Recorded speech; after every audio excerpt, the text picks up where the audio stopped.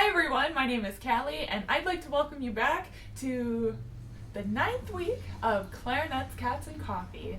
In today's video, I am going to give you just a few tips on how to sound a little better in your clarion and altissimo register. But before we do that, I have just a couple things. First of all, thank you to everyone who has reached out to me for private lessons online. I've had a couple of students reach out to me, so that's pretty cool.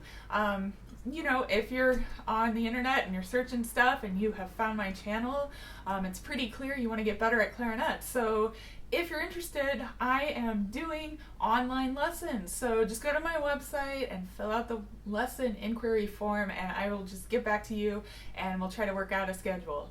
I also have a Patreon page. It's just a way to support my channel and the music education you know, videos that I'm putting out there.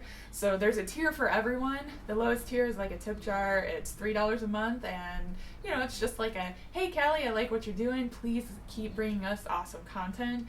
And the higher up you go in the different tiers, the more benefits you get. If I have 10 people or more sign up for the $9 tier or higher, I'm going to do a private live stream for all of those viewers, so be sure to check it out.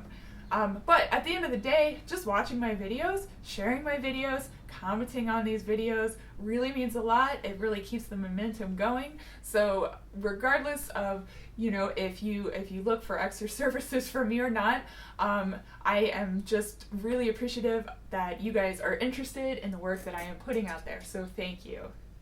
One of the things that I think is really important when playing anything on the clarinet is making sure that you have a very fast, steady, constant stream of air coming out of the instrument. Now, if you're a regular watching my videos, you've probably noticed I say that a lot, and that's because it's, you know, it's important. I mean, air, the way you use your air is the most important thing when it comes to playing a wind instrument, and so it's something that we all have to be very aware of all the time.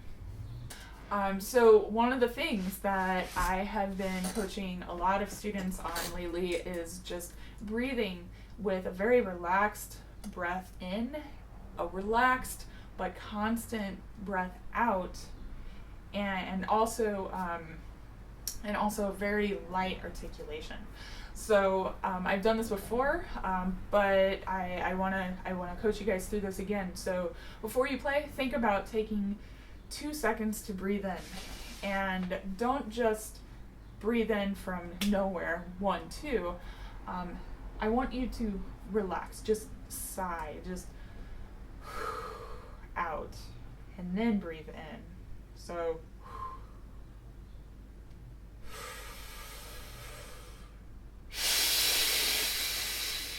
and I want you to exhale once you're completely full of air. Just relax the air out. You'll notice that when you first start exhaling, the wind comes out really fast, kind of like if you blow up a balloon and you let go. The initial compression of the air coming out is going to be a very high rate of speed. Now, if you want to keep a steady stream going all the way through to the end of your breath, or, you know, if you're using the balloon example, you blow up the balloon, all the air is coming out. If you want it to keep coming out at that same rate of speed, you're going to have to compress it a little more toward the end of the breath. So make sure that you always start the most relaxed way possible, and then use your air support to keep the air going all the way to the end of your breath. Now, using this fast, steady, focused, constant stream of air, that's going to give you a nice, rich, vibrant sound. And if you direct your air in a very concentrated way right at the reed, you're going to feel a bit of resonance. You're going to feel a vibration in your lips. You're going to feel the resonance in the front of your face. And as one of my former teachers told me, you'll feel like a unicorn sometimes if your air is right in the pocket, because it'll feel like you're just shooting air out of your forehead. At the end of the day, it's going to take a little bit of practice on your own to really figure out how to direct your air. And so one of the syllables I guess it's a syllable. One of the sounds that you can practice without the clarinet is shh. And if you blow pretty hard with that shh sound, you should be able to feel a lot of air pressure in the front of your face. So,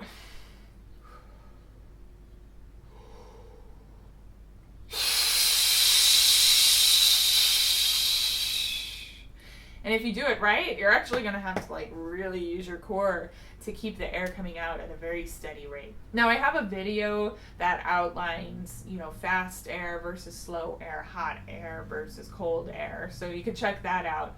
But the basic thing is keep the tongue high, keep the air concentrated, and keep blowing very focused stream of air. Now when you go to actually articulate, I think also a couple weeks ago I posted a video about articulation, and I think there's this misconception out there, right, like in the world, especially with like younger players.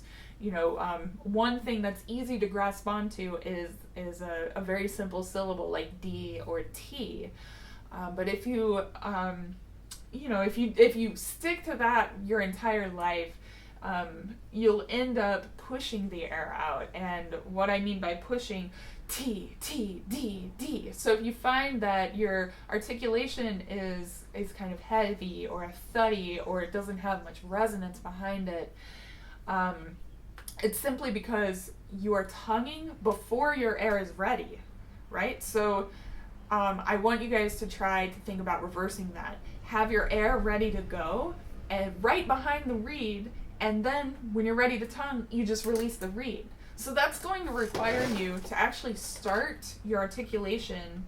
Let's see, which reed do I want to use? That's going to require you to start everything with your tongue on the reed, right? You start with your tongue on the reed, you take a deep breath, and when you go to relax the air out, all you do is let go of the reed, and you don't have to pull your tongue really far back. All you have to do is just like that. So very, very small range of motion.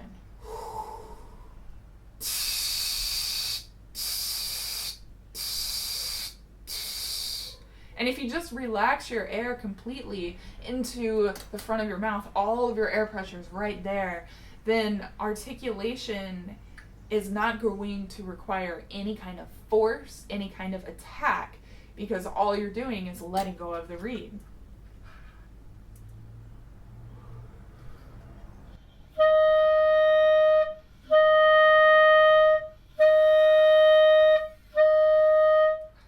So I'm going to walk you guys through a couple of exercises, and the first exercise is just going to be just very legato, sustained, chromatic scale that's going to walk up into the altissimo range. And so we're not going to worry about articulation in the first one. So keep the air concentrated, keep it focused, and listen for that vibrant sound.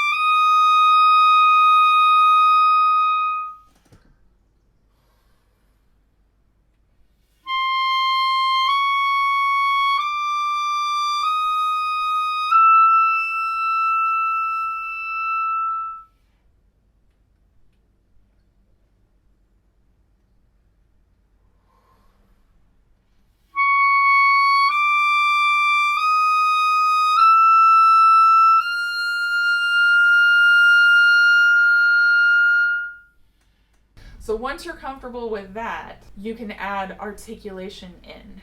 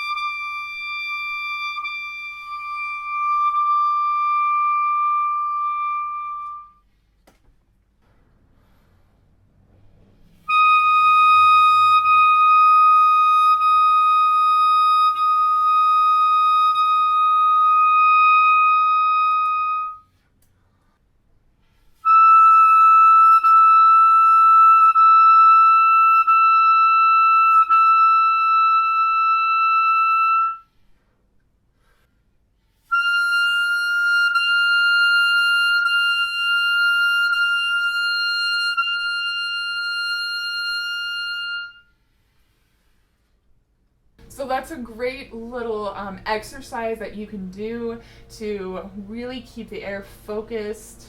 And the main thing is you want to go step by step through the process. So step one is to make sure the air is very focused and centered and direct and fast all the way from the start to the finish of the breath. The second one, you want to make sure when you start adding articulation in that you're not but you're starting the air and the tongue at the same time. And once you get used to that, try going higher and higher and make sure that you're eliminating that grunt that happens. And usually the grunt happens if you don't have proper air support. All right, so lastly, I am going to play for you an excerpt of a Kell staccato study. I'm going to make a PDF of that excerpt, and I will put a link to that in the description here below, so be sure to check it out.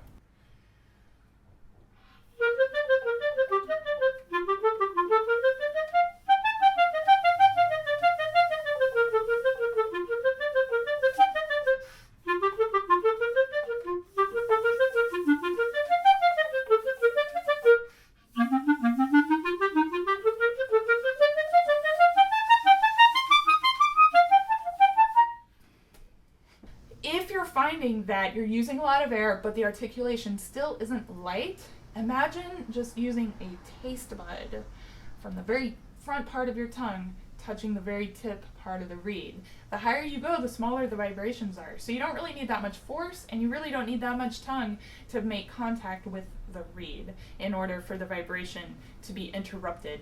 by articulation, okay? So imagine constant stream of air, taste bud from the tip of the tongue to the tip of the reed.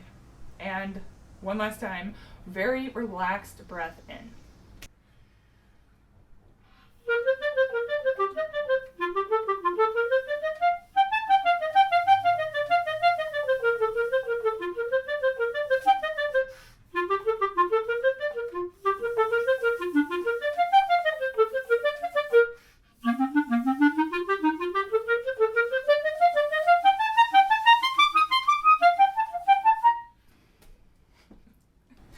Alright, I love that etude so much. It was so much fun. It's great. I hope you guys enjoy practicing it this week. That's from the Kell Staccato studies. If you don't have that book, I think you guys should just go out and buy it right now. It's a great exercise, a book, all articulation, all staccato studies, and it just has done wonders for myself in my studio. Thank you all so much for watching. Enjoy your weekend, and I will see you guys next week on Saturday for the next episode of Clarinets, Cats, and Coffee. And as always, happy practicing.